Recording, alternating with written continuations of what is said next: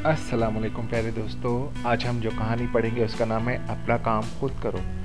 बहुत सारे ऐसे दोस्त हैं जो दूसरों पर छोड़ देते हैं अपना काम और ये सोचते रहते हैं कि दूसरे उनकी मदद करेंगे, लेकिन ये वो भूल जाते हैं कि सबसे आसान मददगार वो खुद ही अपने हैं। तो इस कहानी से हम ये सबक हासिल करेंगे। किसी बाग में एक कबूतर ने अपना आशियाना बनाया हुआ था, जिसमें वो दिन भर अपने बच्चों को दाना चुगाता। बच्चों के बालों पर निकल रहे थे। एक दिन कबूतर दाना चोंच में दबाए बाहर से आया तो सारे बच्चों ने इन्हें तशवीश से बताया कि अब हमारे आशियाने की बर्बादी का वक्त आ गया है।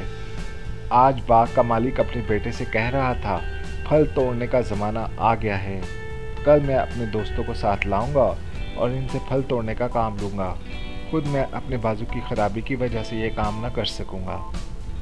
कबूतर ने अपने बच्चों को तसल्ली देते हुए कहा, बाग का मालिक कल अपने दोस्तों के साथ नहीं आएगा, फिक्र करने की कोई बात नहीं। और हकीकतन ऐसा ही हुआ।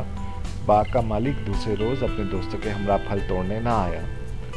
कई रोज़ बाद बाग का मालिक अपने बेटे के साथ बाग में आया और कहने लगा, मैं इस दिन फल तोड़ने ना आ सका क्योंकि मेरे दोस्त वादे के बावजूद ना आए, लेकिन मेरे दोबारा कहने पर इन्होंने पक्का वादा किया है कि कल वो ज़रूर आएंगे और फल तोड़ने बाग में जाएंगे।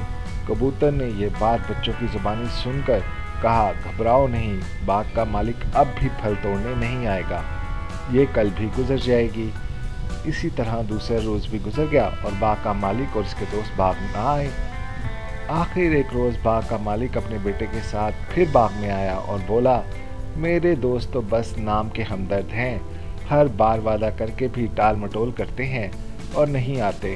अब मैंने फैसला किया है कि इन पर भरोसा करने की बजाय अपना काम मैं खुद करूंगा और कल बाग से फल तोड़ूंगा। कबूतर ने यह बात सुनकर परेशानी से कहा, बच्चों, अब हमें अपना ठिकाना कहीं और तलाश करना चाहिए। बाग का मालिक कल यहाँ ज़रूर आएगा क्योंकि इसने दूसरों पर भरोसा करना छोड़ दिया है। तो बस साबित हो गया, दूसरों पर भरोसा हमेशा नुकसान का बायस बनता है। अपना काम खुद करना चाहिए।